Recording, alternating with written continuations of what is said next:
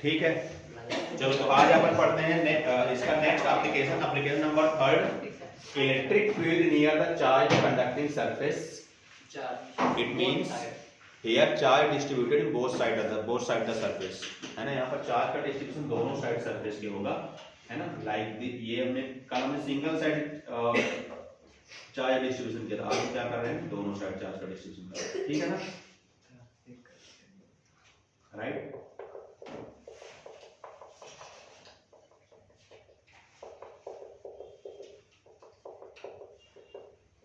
ठीक है, यहाँ पर कोई हमने पॉइंट ले लिया, यहाँ पर हमें क्या करना है, इलेक्ट्रिक फील्ड क्या करना है, कैलकुलेट करनी है।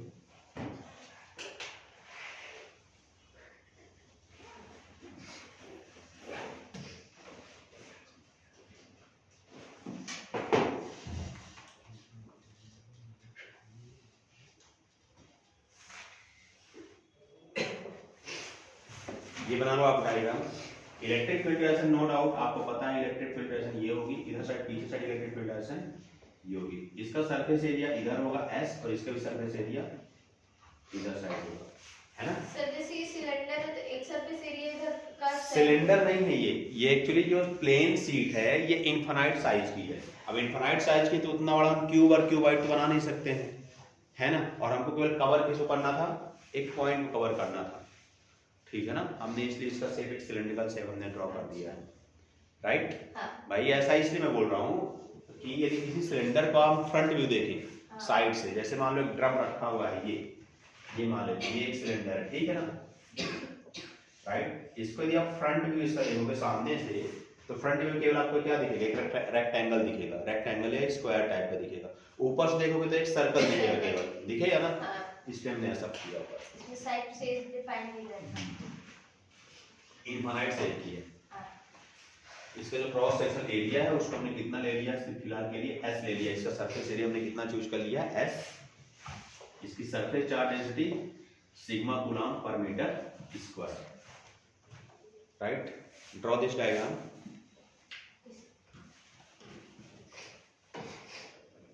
थोड़ा फास्ट करना है ना।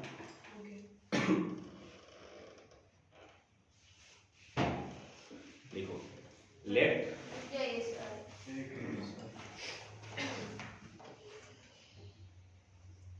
let a charged plate of infinite size, let a charged plate of infinite size, let a charged plate of infinite size of surface area S, of surface area S, of surface area S, surface charge density sigma coulomb per metre square, surface charge density sigma coulomb per metre square, and point P where electric field to be calculated, where point P where electric field to be calculated on the Gaussian surface, on the Gaussian surface, on the Gaussian surface, right. अब यहां पर देखो, यहां पर जो charge का distribution क्या है, दोनों साइड है, charge distributed here both side the surface, है ना। सो ये सरफेस चार्ज डेंसिटी के लोग को सिंगल साइड की नहीं लेनी है। अब यदि हम सिंगल सरफेस चार्ज सिग्मा की बात करें, जैसे हमने कल सिंगल साइड, क्योंकि चार्ज जहां पर होगा वही की सरफेस चार्ज डेंसिटी आप लोगे। अब यहाँ दोनों साइड चार्ज है, इधर भी है और आगे साइड भी है, तो सरफेस चार्ज डेंसिटी में हमको जो एरिया लेना पड़ेगा दोनों साइड का लेना पड़ेगा, इधर का भी और उधर का भी, राइट। मेरी बात समझ में आ रही ना, इधर का भी एरिया लेना पड़ेगा और उधर का भी एरिया लेना पड़ेगा, राइट, ठीक है। तो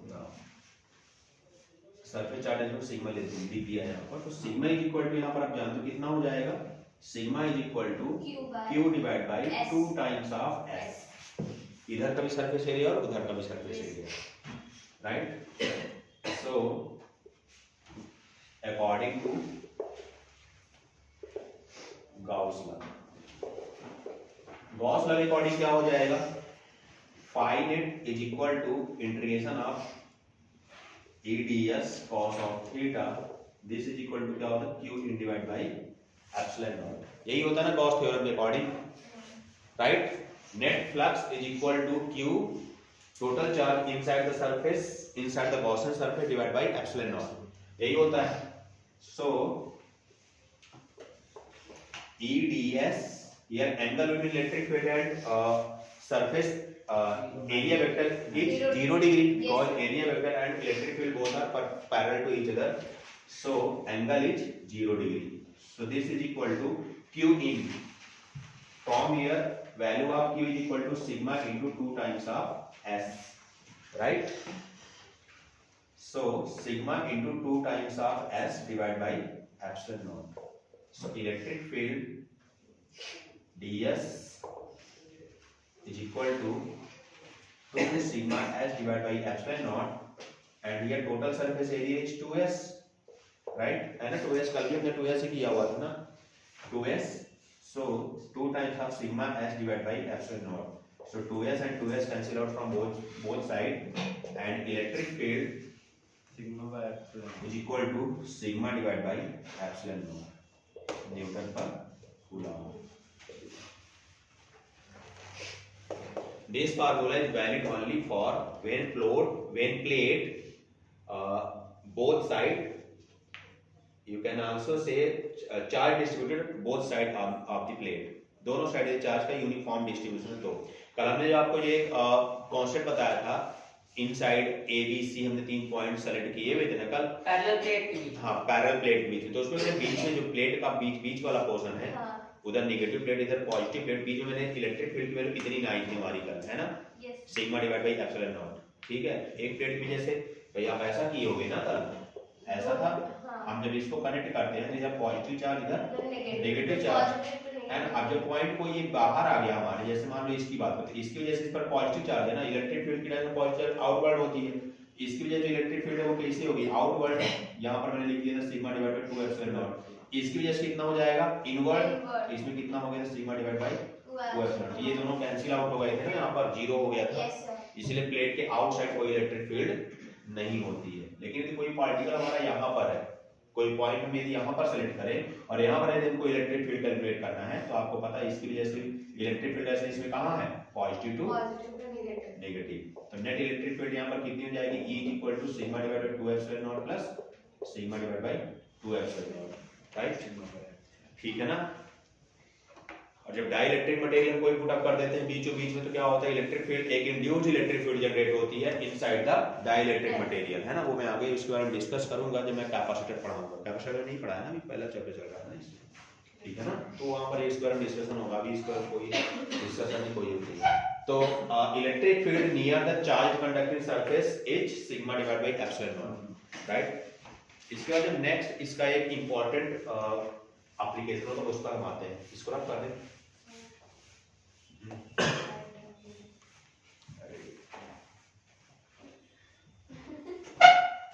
नेक्स्ट एप्लीकेशन लिख लो इसका,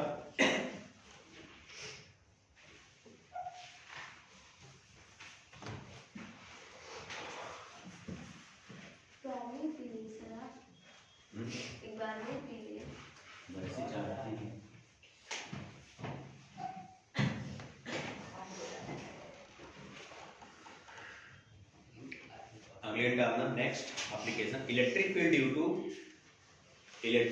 due to a uniform charge thin spherical shell of solid.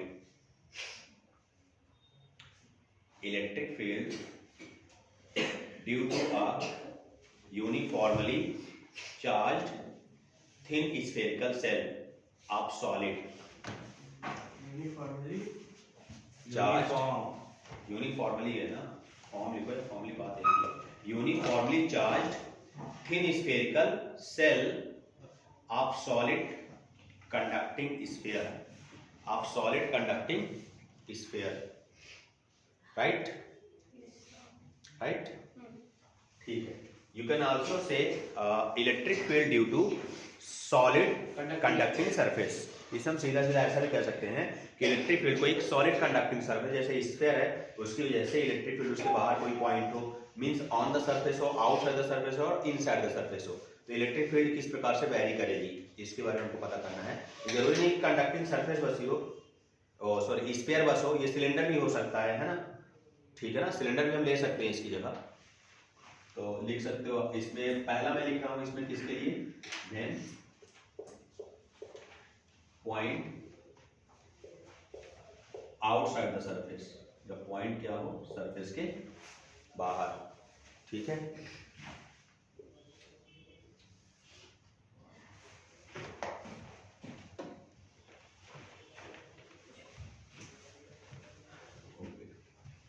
काम करते इसमें तीनों चीजें आपको बता देते हैं।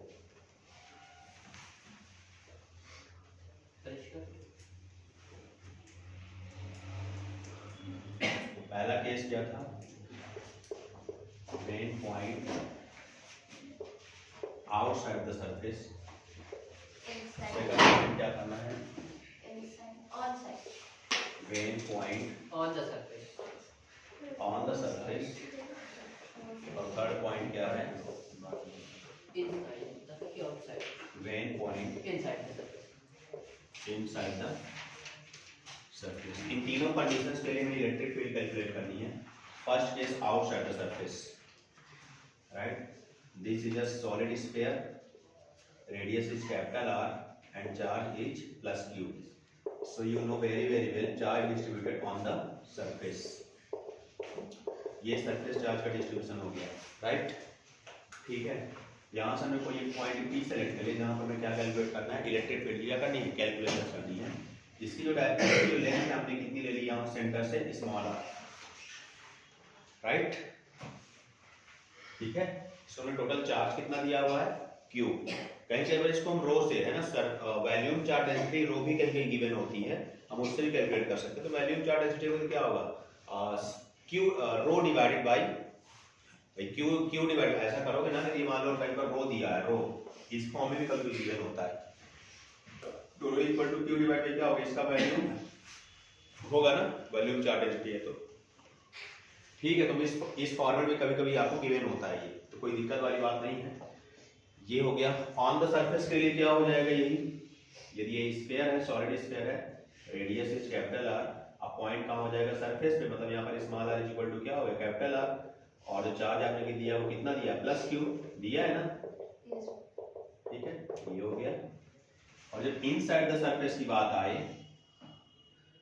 तो रेडियस तो कैपिटल R है, लेकिन हम एक पॉइंट सेलेक्ट करते हैं अंदर, पॉइंट P हम कहाँ ले लिए, अंदर ले लिए, और ये कहाँ, इसका एक गॉसियन सरफेस बन जाएगा, ये बन जाएगा ना इस टाइप से। चार्ज अभी इसमें कितना, टोटल चार्ज में कितना दिया, इसको प्लस Q, राइट। इसकी थोड़ा कहानी चेंज होगी, बाकी सब तो एज इट इज है, बाकी कोई दिक्कत नहीं है, ठीक है। मैं एक साथ बता रहा हूँ। अब सबसे पहले मैं इस पर काम कर रहा हूँ सॉलिड स्फीयर के लिए, ठीक है। तो आप काम क्या करोगे, इसके लिए सबसे पहले क्या बनाना पड़ेगा, एक गॉसियन सरफेस बनाना पड़ेगा। इस पॉइंट P को अंदर करने के लिए बनाना पड़ेगा ना गॉसियन सरफेस, तो गॉस लॉ से कर रहे हैं, ठीक है। बाकी इसमें मैं गिवन दैट वगैरह नहीं करवा रहा हूँ, मैं डायरेक्ट इसको करवा रहा हूँ, ठीक है। एक हमारे पास सॉलिड स्फीयर है जिस पर चार्ज कितना, कैपिटल Q है, वो सॉरी स्मॉल q है, और रेडियस कितनी है उस solid sphere, capital R, and a point at distance small r from the centre of solid sphere, where we have to calculate electric field, right. So outside the surface है, तो according to Gauss law phi is equal to Q in divide by epsilon naught, right, Q in divide by epsilon naught, ठीक है ना। तो यहाँ पर कितना हो जाएगा, integration of E into ds into cos of theta is equal to Q in divide by epsilon naught. यदि यहाँ पर हमसे बात की जाए किसके, रो के फॉर्म में, तो रो के फॉर्म में भी इसका आंसर दे सकते हैं, ठीक है। लेकिन रो के फॉर्म में ना देखें, हम सीधा सीधा आंसर दे रहे हैं, जरूरत पड़ेगी तो उसके फॉर्म में दे सकते हैं।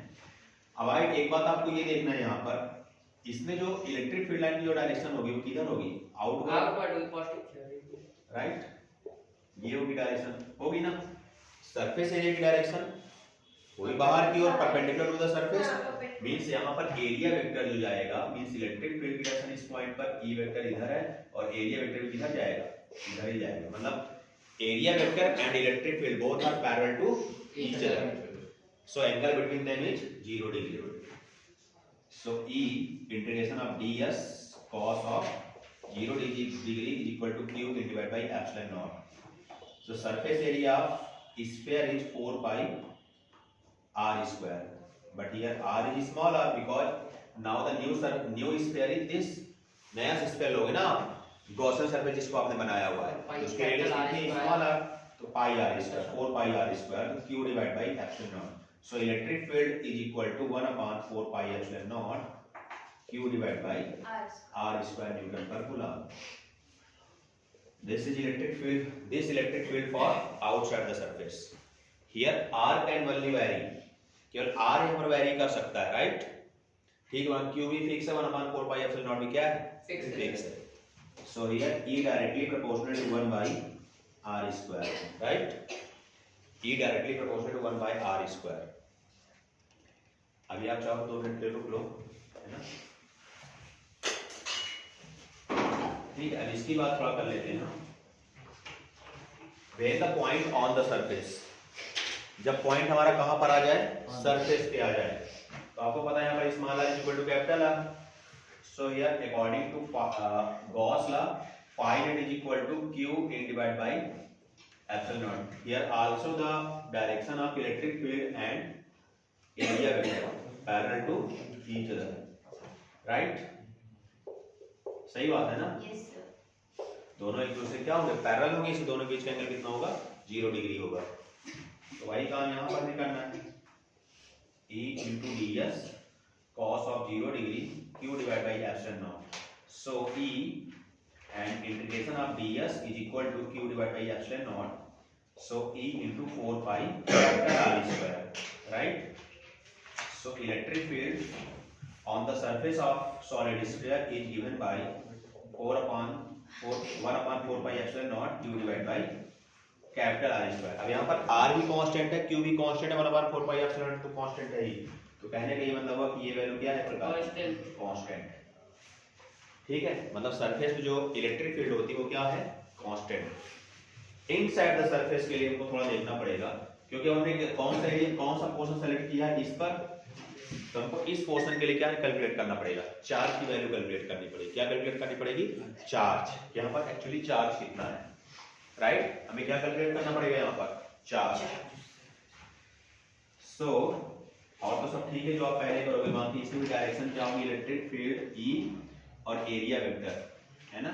इलेक्ट्रिक फील्ड E और एरिया वेक्टर दोनों क्या होंगे इसमें? एक दूसरे के पैरेलल यहाँ पर भी होंगे, राइट? अब थोड़ा ऊपर चार्ज लेते हैं कितना है, तो टोटल चार्ज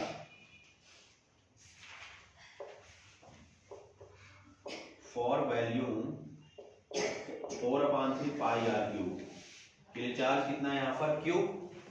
इतने वॉल्यूम के लिए चार्ज कितना है? Q. टोटल हमने चार्ज कितना दिया? Q दिया है ना? कितने वॉल्यूम के लिए हमने चार्ज दिया है? 4/3 पाई r क्यूब के लिए दिया है. तो यूनिट वॉल्यूम के लिए हमारे पास चार्ज कितना हो जाएगा? Q divided by 4/3 pi r cube.